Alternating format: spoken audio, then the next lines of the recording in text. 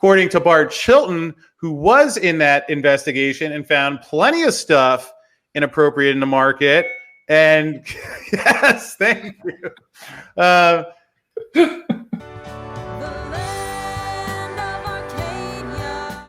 Hello there, my friends. Chris Marcus here with you for Arcadia Economics. Merry Christmas. Hope you're all having a great night out there, and have a Christmas show for you tonight. If you're settled by the fire with some eggnog and didn't want to go another day without Silver Talk, well, fortunately, I took a day off today, but I did record an episode on Jean-Claude of Beyond Mystics channel a couple days ago, which he is kindly allowing us to rebroadcast. One quick note, one of his channels did get shut down, and he's rebuilding his audience to continue facilitating Silver Talks like these. So if you like the video, go and subscribe to his channel. The link's in the description field below. And with that said, here are some of my closing year thoughts on silver. Hello, everyone. I'm Jean-Claude at Beyond Mystic, and welcome to this episode of Beyond the Vault with my friend Chris Marcus. Of course, you can find his work at ArcadiaEconomics.com. He is the author of the Big Silver Short. Here today for a holiday special episode. Let's give him a big warm welcome to the show. Chris, welcome back. How are you doing, man? Hi, Jean-Claude. I'm on your show, so obviously life is great. It's a pleasure to be here and looking forward to catching up. I know you've had some adventures, which we were just talking about before we turned the thing on live. And I'll just say that this holiday season, meeting folks like you this year, being on your show, and but just like the people that are doing what you're doing, which, as we know, the challenges are not always easy, but I think you stand for a lot. And anything that I can do to help in that journey. I think people need to hear the stuff that you're sharing. So anyway, glad you've persevered. Well, thank you. It's freedom fighting bad boy. Women of Montreal and Quebec must be going wild over there. That's funny. On that note, the Premier of Ontario just announced yesterday that we're going on full lockdown again. And here in my region, we have very little cases, and we're going on lockdown anyways, per the Premier here, because he says those darn Quebecers are going to move over because they're on lockdown too. And if we don't lock all of Ontario, the Quebecers are going to come in here and infect us with, the corona beer. Crossing the imaginary borders, we got to make sure we can charge for passports, and that's job creation, perhaps. Who knows?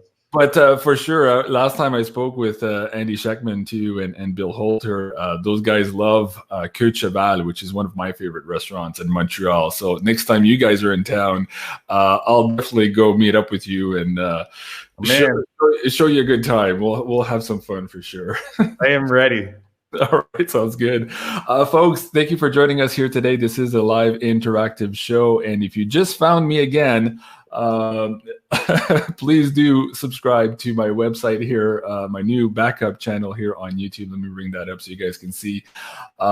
We are broadcasting live today from the backup channel, of course, and we're trying to recreate what was lost here in terms of our beautiful community. So if you just found me again, please hit that subscribe button, and please share this video with like-minded people so that they too can find me and come back to this community so that we can continue doing the work where we left off here a week or two ago when we got swiped by some of these censorship algorithms. So Jean-Claude? Yeah. I'm looking, I got another window open here. I have hit the subscribed, but I've now subscribed, but I'm going to find the notification bell as well. Oh, there it is. So yes.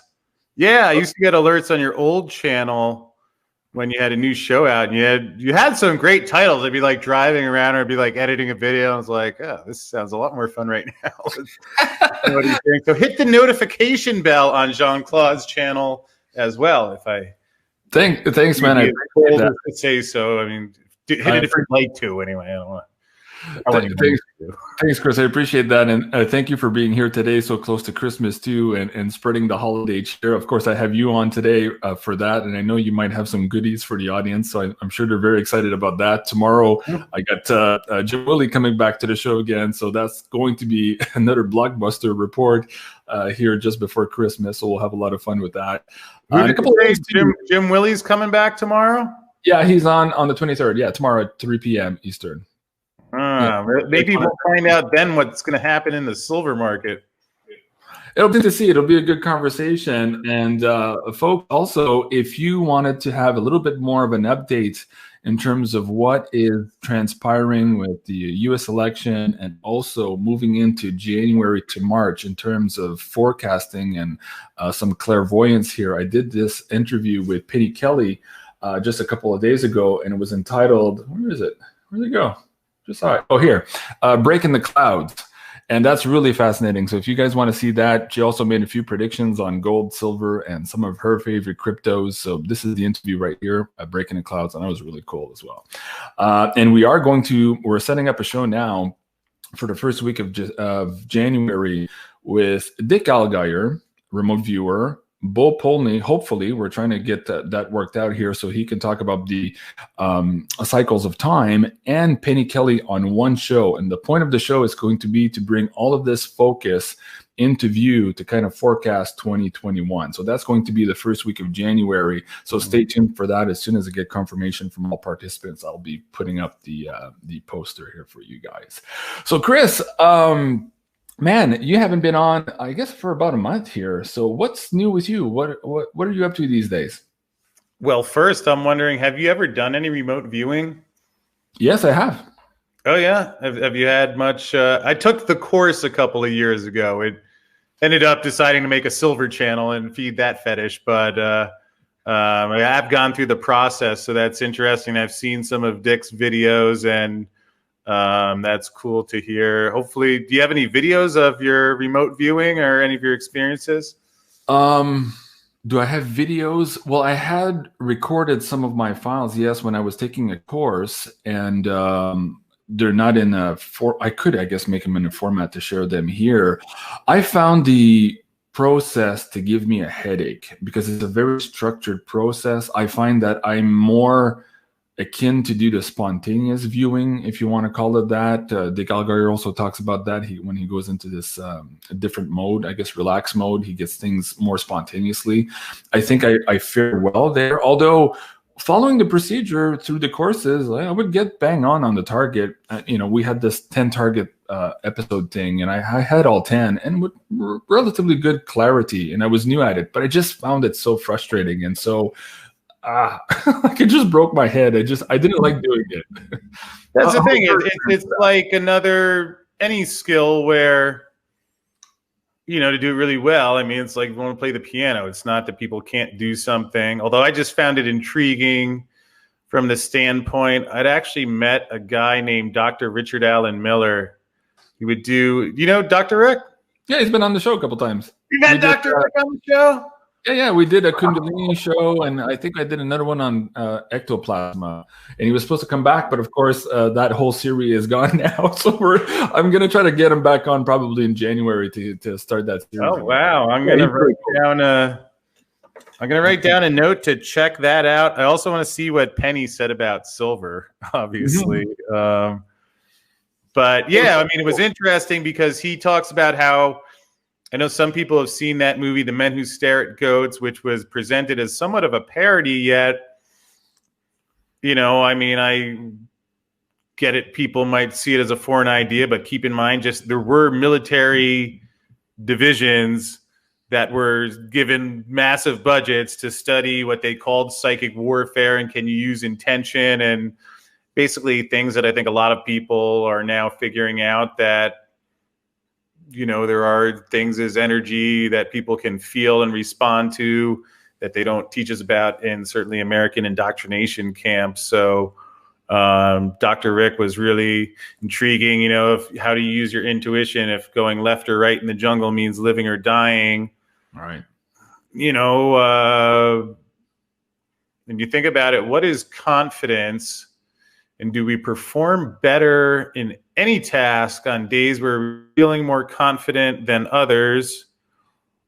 So some intriguing things to think about and study. And I guess, I ended up thinking, well, I wasn't going to spend the time of becoming an advanced remote viewer. I found it intriguing, yet all these things of challenging, or not challenging the mind, but training the mind, where it can be so valuable, specifically in financial markets, where Jean-Claude, may I share my biggest takeaway from 2020?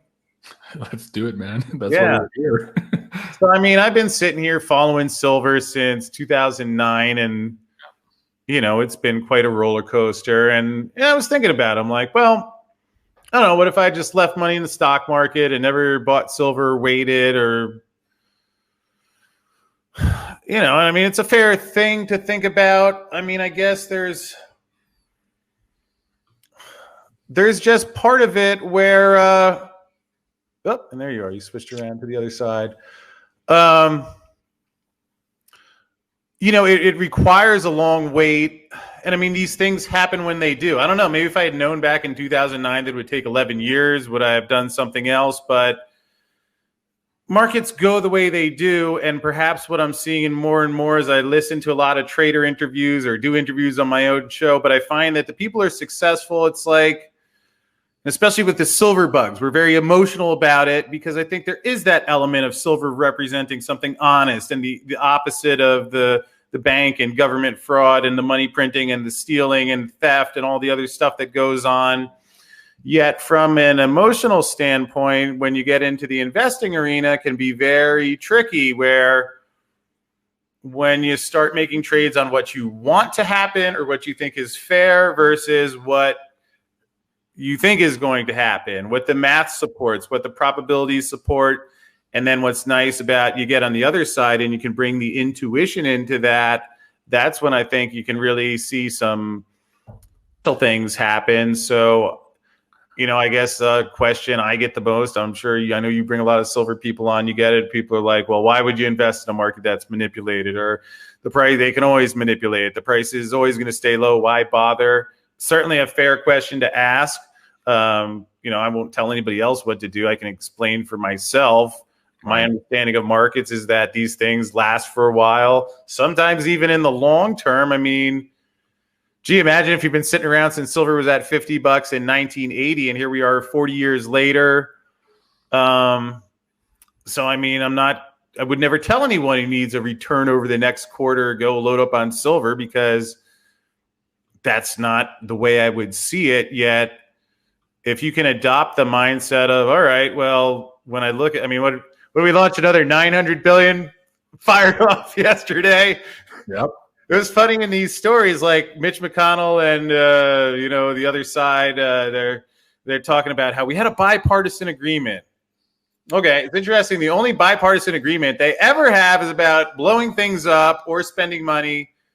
And I guess in blowing things up, it costs money. So there you get a double whammy there. So they usually love saying, let's go install democracy in other countries, despite the fact that the founding fathers clearly designed America and was not supposed to be a democracy. Yet, the benefit of an effective marketing campaign. So in the end, we don't know the timeline of these things, but to me, all right, I think at some point the world's going to catch on to what's going on here. And I guess the sweet spot I hit this year is that, and I wanted to, hopefully this comes across in the right context. I want someone saying like, Chris Marcus doesn't care about silver, but I've gotten to the point where I don't care on a day-to-day basis the price, because, all right, well, I'm fortunate I have a business is doing well now. So, if it stays low for another 5 years, then unless I'm still going to I spend my time. I'm like, is there something I'm missing? Is there maybe some way the Fed could ever unwind the low interest rates and QE without crashing the system? And maybe the U.S. does have a plan to repay the debt that I can't figure out. And maybe there's no reason for concern that they refuse to audit Fort Knox, where supposedly the nation's wealth is stored. And maybe it doesn't matter that Ben Bernanke, the guy who's launching these these QE programs that affect the globe because the dollar is the reserve currency. Maybe the fact that he doesn't understand gold says he doesn't know anybody else who does either, and he's working for the Fed. I mean, I don't know. Maybe those aren't like things worth thinking about, but when you stack it all up, unless that's how I look at it, where until I find some other explanation for all of these, that in that sense, all right, if it takes 5 or 10 years, all right, I'll continue sitting there buying it. If the price skyrockets tomorrow, that'll be great. And again, everyone's situation is going to be different. Forget even that we're talking about silver. Apply this to any asset or any market or any process or concept in life where if you want to play the piano, if you play it the first day and you're like, I could never learn this, and then you play it and you're like, it doesn't sound great the first time you touch it, and you say, well, I'm not musical, which is what shockingly most people do, right? Right. This is what most people do with any skill. So certainly a good one to apply to silver and investing. Oh, I just saw the head of a guitar sitting in the background there. So that's nice. Yes, I have a new home since we last talked, Jean-Claude. And cool. Congratulations. Yeah. So, and part specifically with silver, you're going to see days where the price gets hammered and you're like, well, that doesn't really make a lot of sense, but maybe structuring things so that doesn't affect your day. Because that's certainly something I was guilty of. I was a trader on a trading floor with a temper and an industry where you can yell and scream and treat people like shit if you make enough money, which is what it is. I chose not to want to continue living that way. And I think the mindset, if you walk around and you're a little bit happier each day, whether you have 200,000 or 250,000 of this asset or that, is somewhere. I think the balance, I don't know, is important and helpful for me anyway. So, well, I'm with you on that. At a certain point, you can contribute to the system that is controlling the planet, or you can decide to no longer play that game and try to discover why you're really here, to find your inner personal magic, to develop it, and to be of service to others. And I think that's where people like you and like myself here on YouTube have the opportunity to reach other people with that message. And I think the more that we can, the more we're going to maybe tip the balance of the scale back towards the light here, as opposed to towards this accelerating, censorship and fascism that we see with this new world order plan. I was just watching 2 seconds ago. Let me bring this up. Thank you so much, guys. I'm really in awe of all of you guys, but I'm just now. Oh, we're so close. Come on. Who's going to be? So if you guys are just joining now, please hit that subscribe button and let's try to get that pushed over to 2,000 on this episode. That'd be awesome. And of course, if you're just joining, I lost my channel there about a week and a half ago here on YouTube, and we're just now starting to rebuild.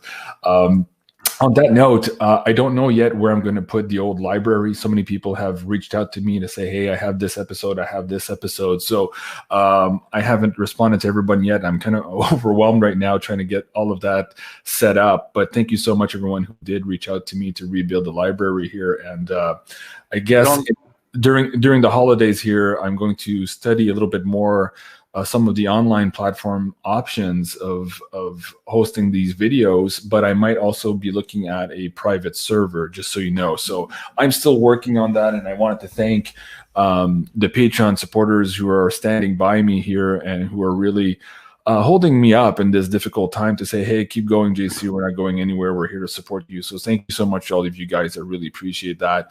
And in the meantime, I'm on double rush duty here to create content for you guys so that people can find me here again for now on YouTube so that we can rebuild this community. So thank you so much, everyone, for clicking that subscribe button. I really, really do appreciate it. Jean-Claude, may I add something to that? Sure, go ahead. If you can figure out who number 2000 is in honor of your overall silvery greatness and Christmas coming up, I will toss in this one, which my dear friend Andy Scheckman, he gave me the silver variety pack.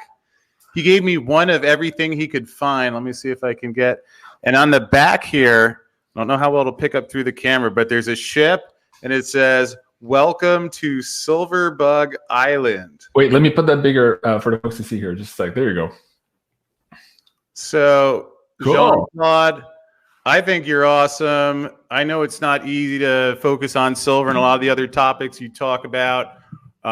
So in spirit of let's get that 2,000, maybe we'll get, and if we end up with 3,000 subscribers before the end of the day, I'll throw in something else. I got another shiny one here. I don't even know what this one is, but it looks pretty darn cool. Ooh, it looks like a Mexican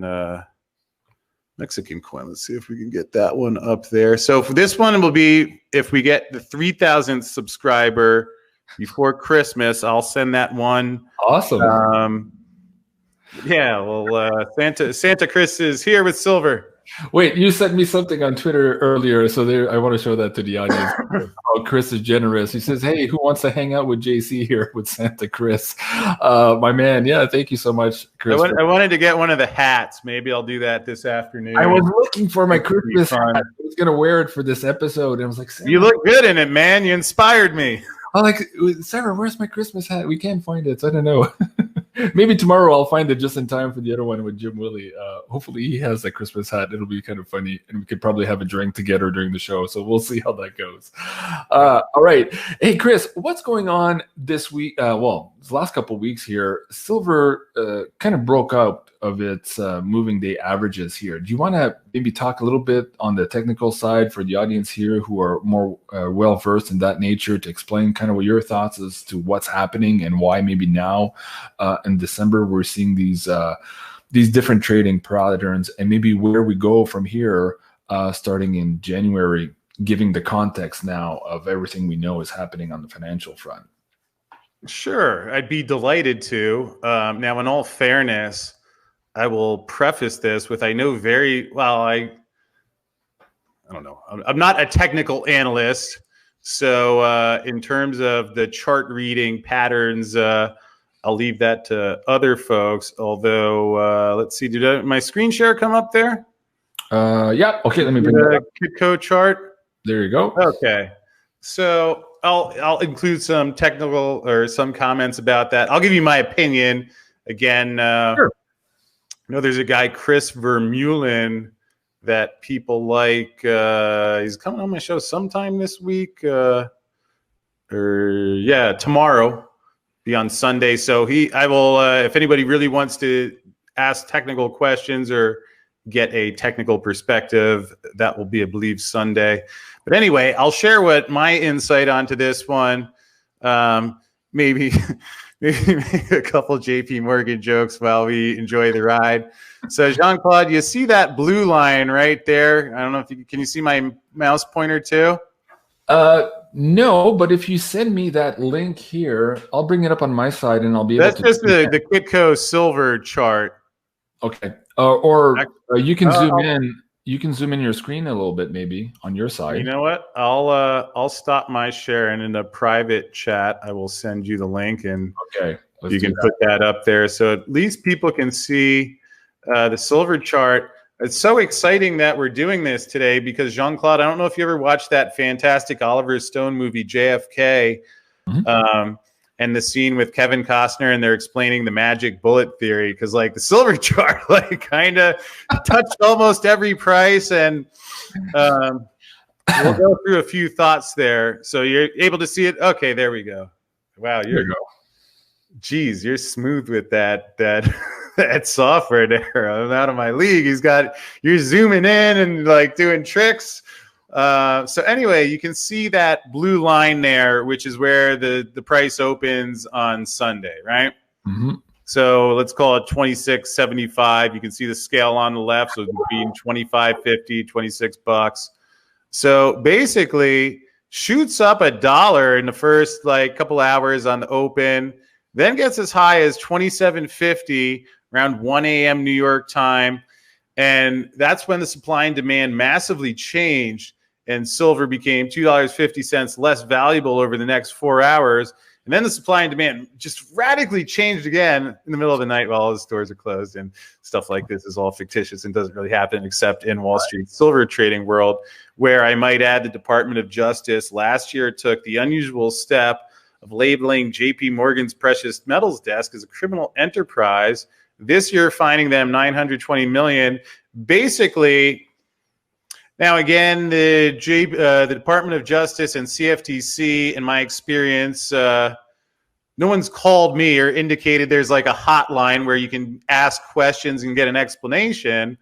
Although, on the positive side, I did have the pleasure of talking with Bart Chilton of the CFTC last year. Was in March of 2019. Now, Bart Chilton is one of the former CFTC commissioners who presided over the CFTC's investigation into silver manipulation. I think it might have been around 2010 or so. Right.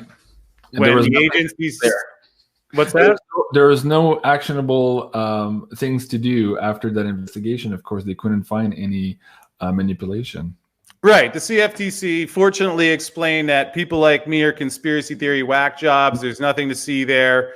Of course, this is the same. Their investigation covered the exact time period where the Department of Justice now has uncovered not a couple incidents of, we'll get back to spoofing, because basically what JP Morgan just paid $1 billion for, according to Bart Chilton, who was in that investigation and found plenty of stuff inappropriate in the market. And yes, thank you. Bart Chilton, basically, he came on my show and explained it. And the CFTC said they couldn't find anything. So, I mean, it's one of those things where the evidence is there.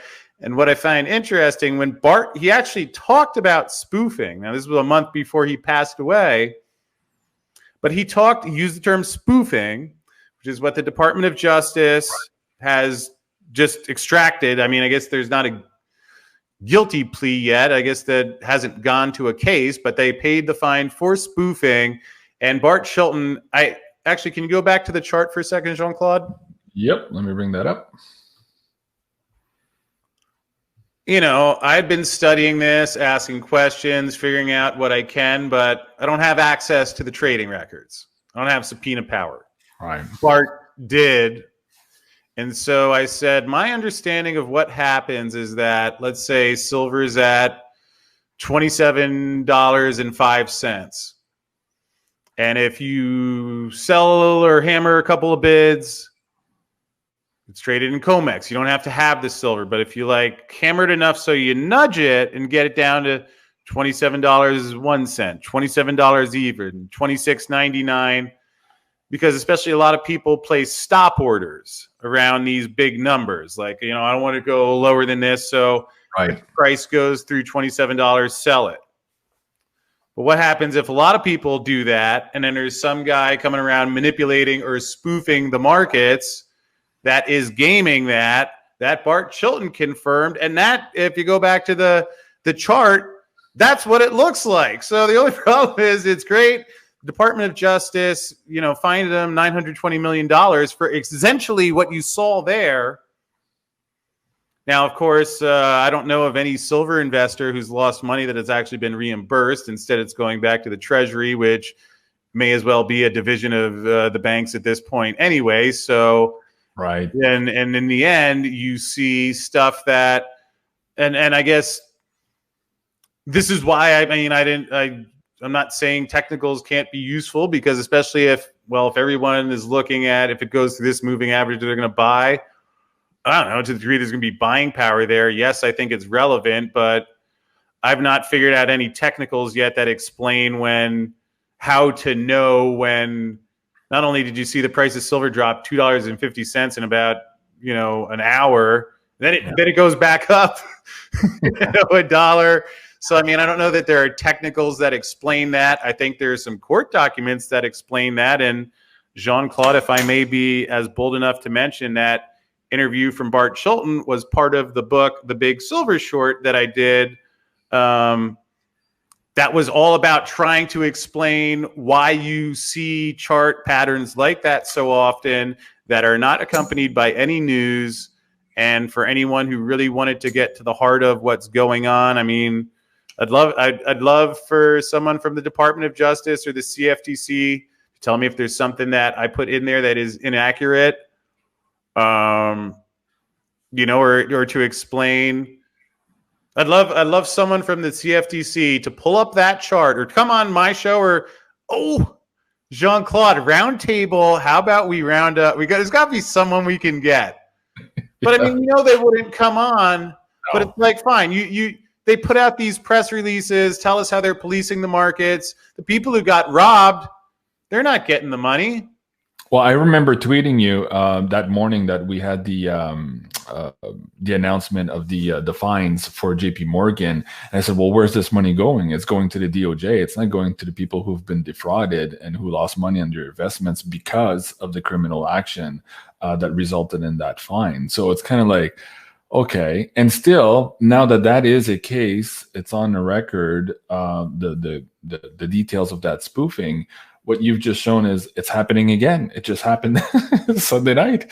So it's not going to stop until the powers that be decide that they're ready to take their foot off the brake pedal here and move into this new financial system. And I mean, you and I have had this conversation before. We're just at the cusp now of this transition. We don't really know how all of this is going to roll out, but we do have a good feeling that gold and silver are going to be multiples higher than what it is today. There's just no choice. Chris, at the beginning of the show, you said, Jean-Claude?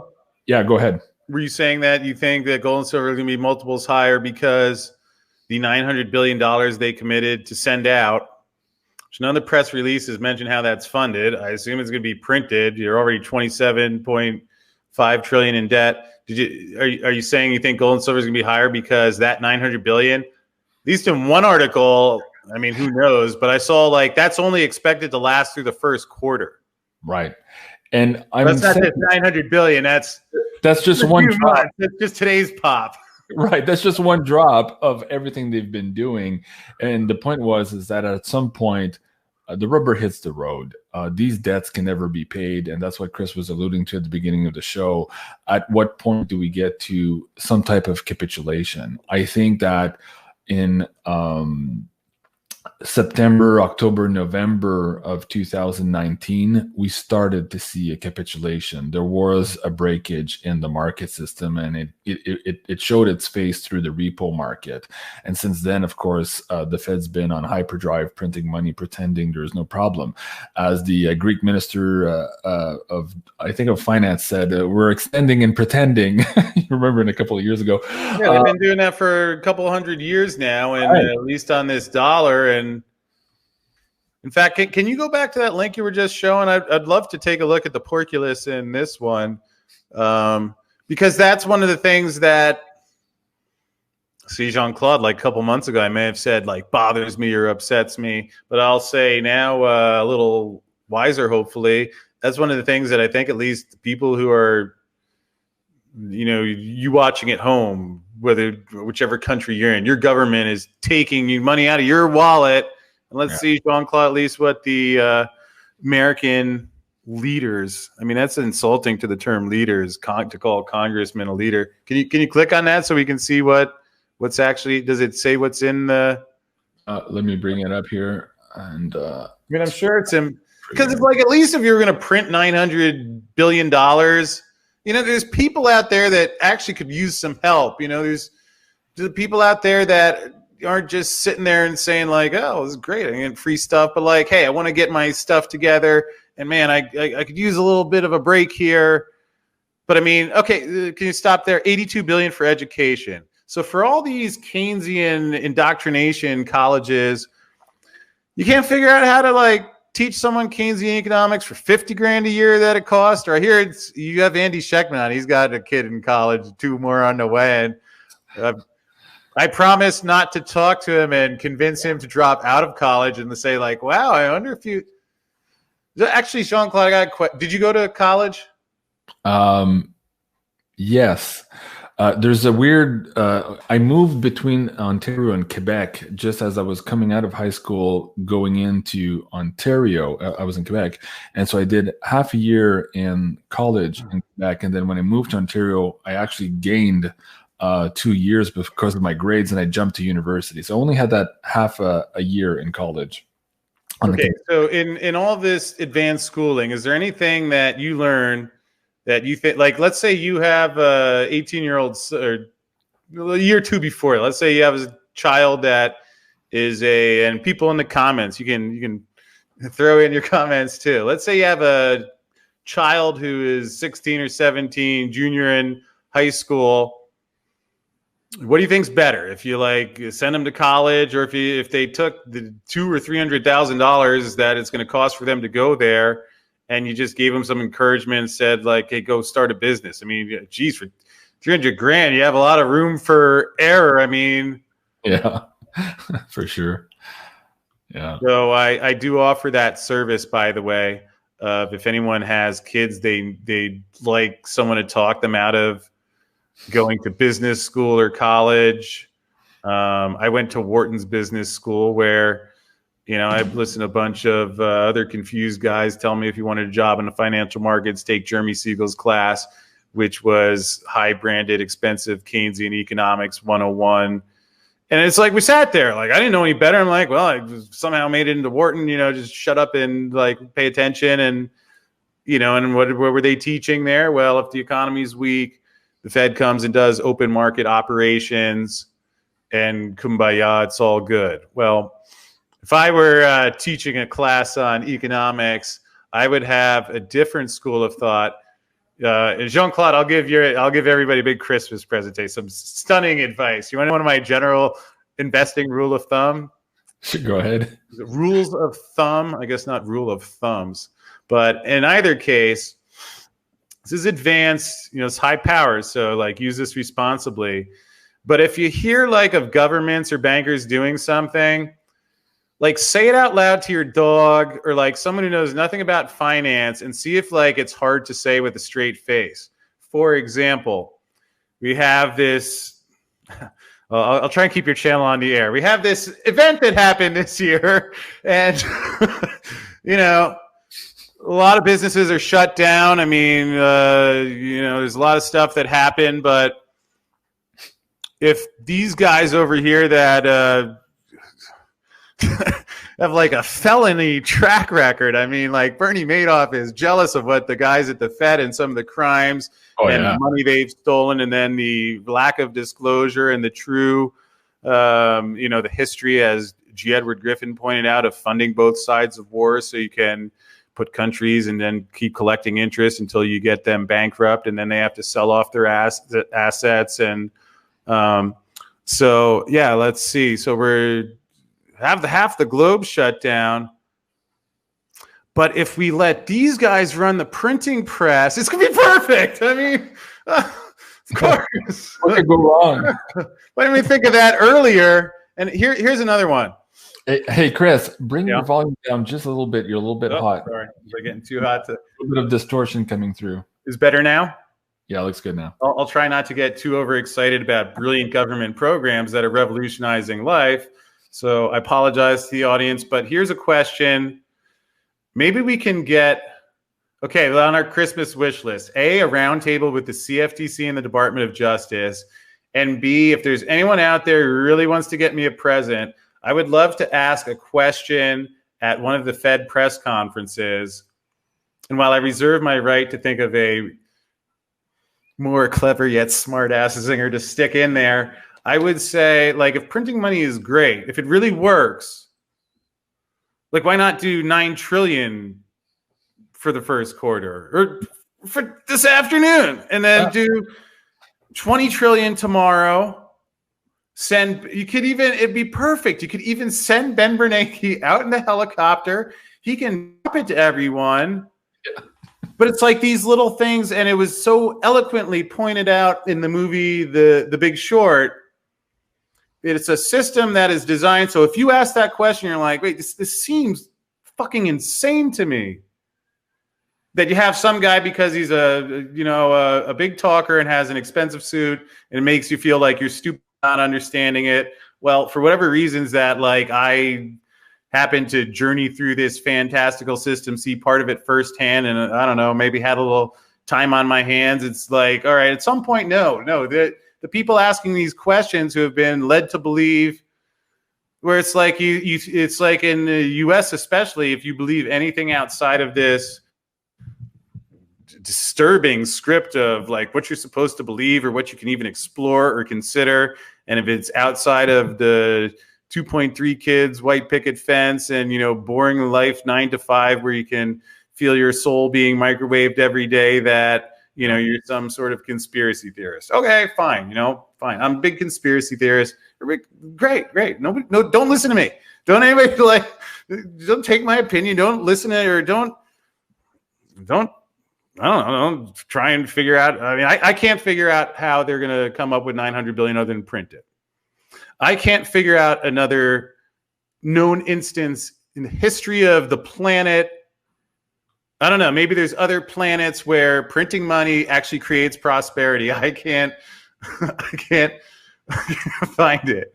Maybe we could remote view it. We could get Elon Musk to discover a civilization where Keynesian economics actually works out for anyone other than the people that, and let's be clear about it, this is stealing money. This is stealing money and again, we won't go too far down the rabbit hole, but read The Creature from Jekyll Island. There's 300 pages of stealing money, very dishonest fashion, with a very harmful intention. And, but I mean, maybe there's always going to be good and evil in the world. And, it's not what I would choose to do, but to the degree that, if you understand what's happening, similar, the other part of The Big Short, well, those guys understood what was happening, and maybe they had to wait for a while. But if there's a car coming now and you wait 2 seconds, so he goes through whatever it is. So again, I'm not trying to tell anybody what to do about silver, but at least sharing what I'm seeing, why I get to the conclusions, take the actions that I do, and hopefully that's helpful, because I think these are questions that they don't ask on CNBC, and there are reasons they don't ask on CNBC. But I mean, like, imagine that if someone went into the Fed press conference and said, what is your metric for knowing if quantitative easing doesn't work? Mm-hmm. What would be the indication? It's like, I don't know, maybe I think like the way to get 6-pack abs is to eat lots of GMOs and just like have Twinkies and just jam them in my mouth.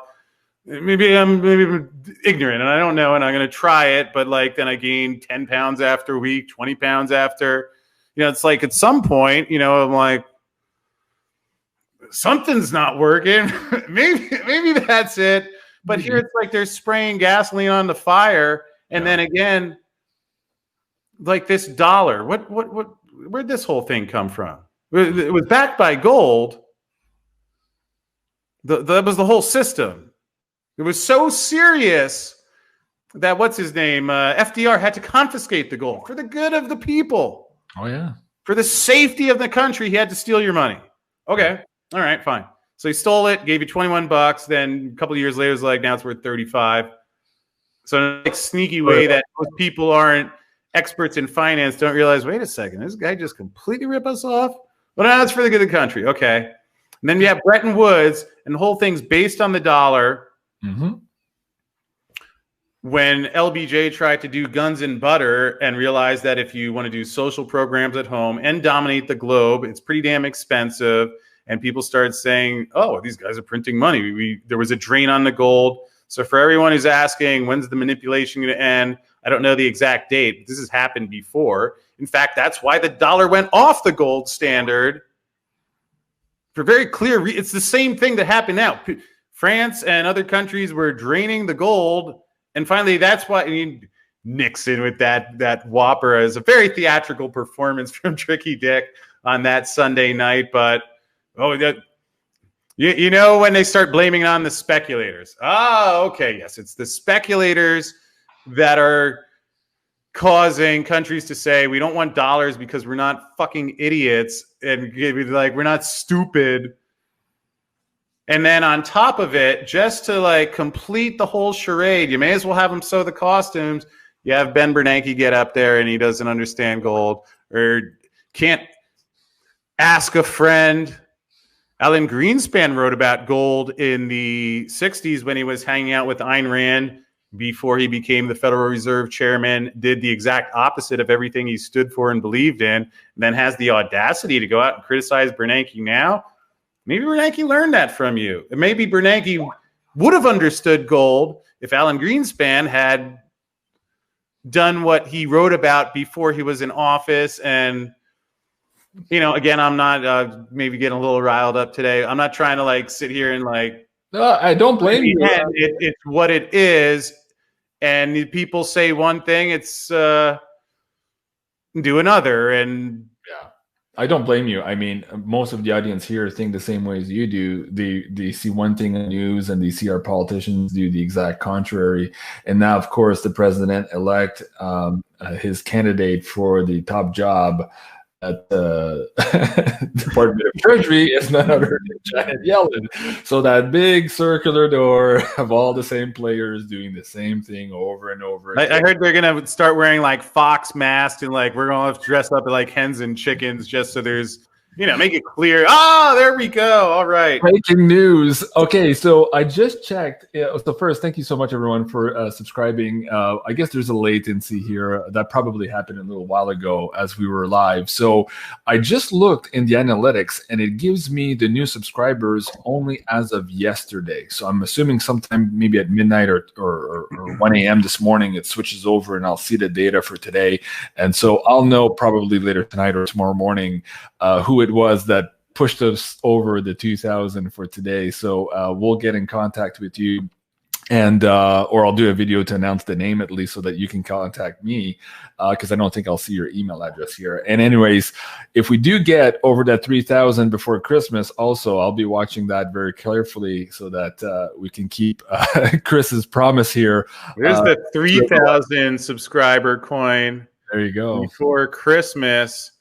And Jean-Claude, in fact, if I may invite you to a party, which I guess is going to be tomorrow night. I don't remember if you made it into Silverfest or not, but they had this really cool video booth software.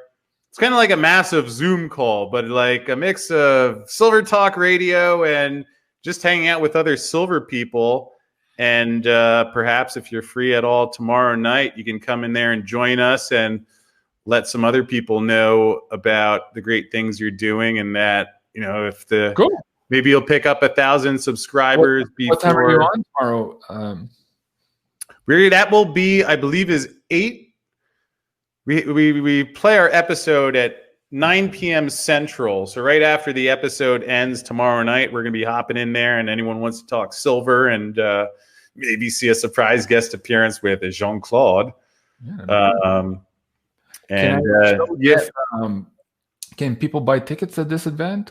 Can I show this link you just shared with me? You can share the link. People can't buy tickets because it's a free party. Just come and have fun. And I don't know, maybe I'll have more silver that's looking for a home. There you go. I did have so let me bring that URL down to the chat here so people can click on a hot link. Here, that's not one of them zinc quarters. No, I love that. Yeah, that's the real. Yeah, somebody's saying in the chat here, Steve Gale, Jim Watson, so the mayor of Ottawa is standing up to our premier Doug Ford with the lockdowns here. So it'll be interesting to see. Doug Ford was on just an hour ago saying that he heard the mayors, but he's not taking a chance and he's deciding to lock everybody down. There was the idea of maybe only locking down Ottawa for 14 days as opposed to the full 28, but it appears that the premier is not going to go for that. He's looking at the full lockdown for the whole province. At least that's what I heard just before I went on the show here live. So more craziness on that level. So yeah, if we're all locked down, let's go have a party with Chris tomorrow night and talk about silver while we're all locked down and have a drink together. Yeah, we have nowhere to go. I mean, although Jean-Claude, did you see the New York Police Department robot dog? No, I did not. Is that the Boston Dynamics dog? Is that the one? I'm sending you the link now. I mean, maybe you shouldn't click on this. This might be too like 1984-ish or just like it's like they have this little like looks like one of the things from the Matrix, like is a little like twitchy robot. I couldn't imagine if you're in Central Park and this thing creeps up next to you. It is Boston Dynamic. Yeah, okay, I did see that. Yeah, that's the one. Yeah, it's pretty scary. I mean, I'm hoping like this is a doctored video. Someone's making this up, and that this is. I mean, is this what the 900 billion is being spent on, like robot dogs, so that we can artificially rat each other out? I mean, is that really like? Is this America that? Did you see last week there was a firm either from Japan or China, I forget, that was buying the patents to this robot dog. I saw the article just last week. Anyways, I'll try to find it. But yeah, these are weird, scary times. You know, you and I used to watch Terminator 1 thinking, oh man, that's crazy. It'll never happen.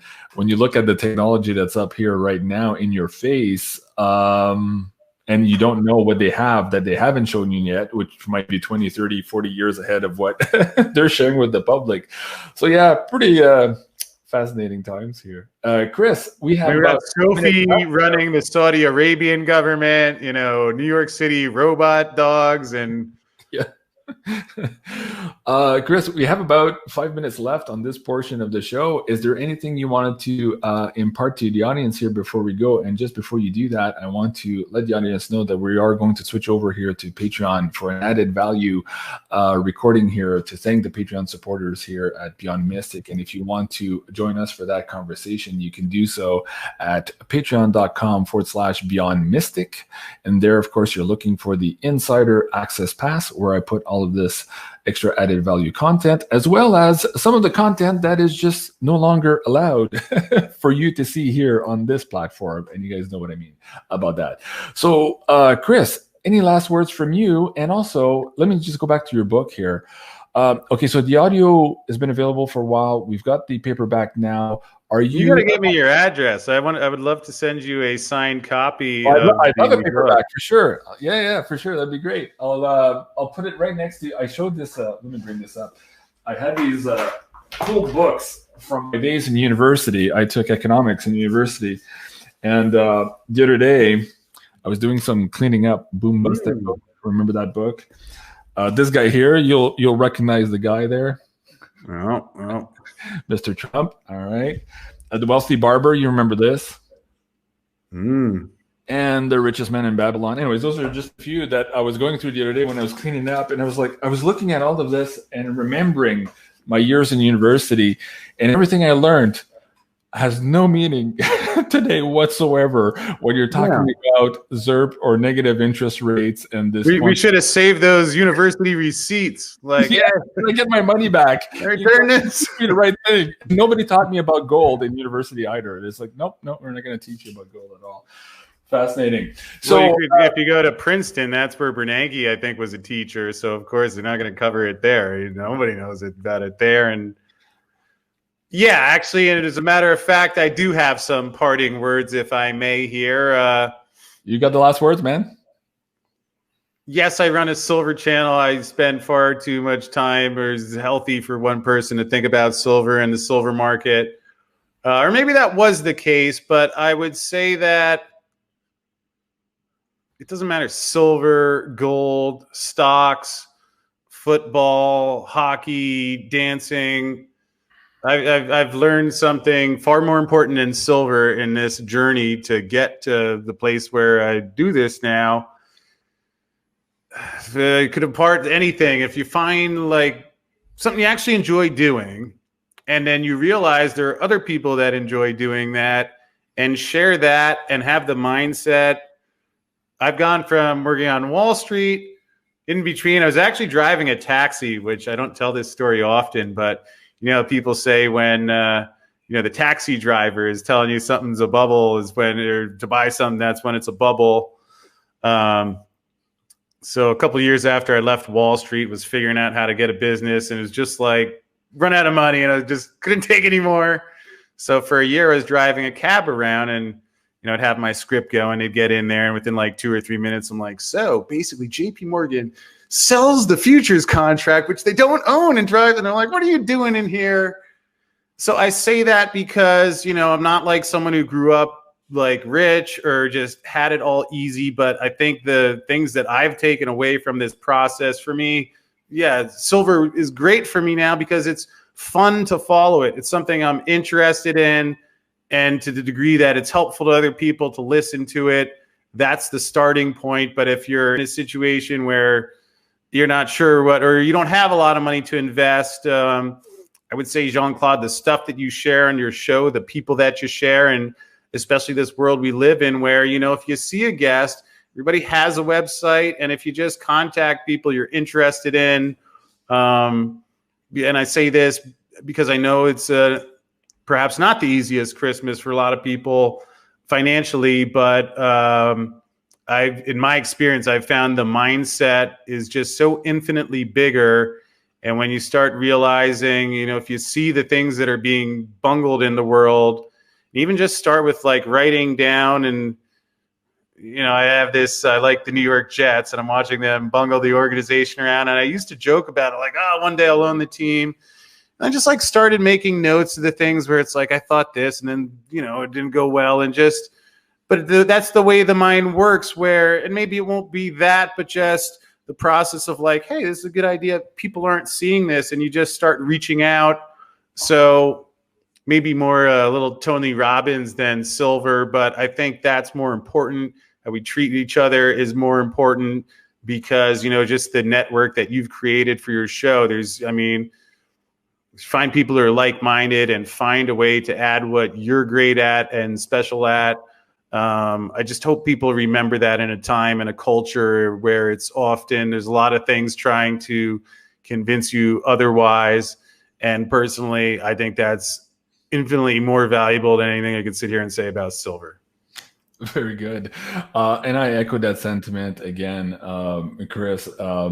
To me, it's all about finding your mission here on the planet, finding that magic that you have within, developing it so that you can be of service to others here on the planet. That's what it's all about. That's what this show is all about. So folks, if you want to find out more about Chris Marcus's work at Arcadia Economics, you can do so at his website, arcadiaeconomics.com, and you can also find him on YouTube at Arcadia Economics. And Le Chat, I see your chat there on the screen. Thank you so much. I've missed you too. And in case you haven't noticed, my previous channel was taken down. So we are now on my backup channel. And I am feverishly trying to recreate here my community. So if you're just joining in here again, Nisha, please do remember to hit the subscribe here and the notification bell as we try to rebuild this community. So folks, thank you so much for joining us here on the show today. Thank you so much, Chris, for being on here. I love having our conversations, and we'll book this again soon in January, because I believe we're going to have a lot more to talk about as things progress here in the next couple of days. There might be time for the next stimulus package by New Year's. Maybe that $900 billion are gonna. What if the government needs some Christmas presents? We need more. Exactly. Santa wants cookies. All right, folks. That's it for today. Again, if you want to join us for the second part of the show, you can do so at patreon.com/Beyond Mystic, and you're looking for the insider access pass. So thank you so much, Chris. I love you, man. I'll see you in 2 minutes. And everybody here on YouTube, thank you so much, and happy holidays, Merry Christmas, Joyeux Noël, and Happy New Year. I'm Jean-Claude Beyond Mystic. Au revoir.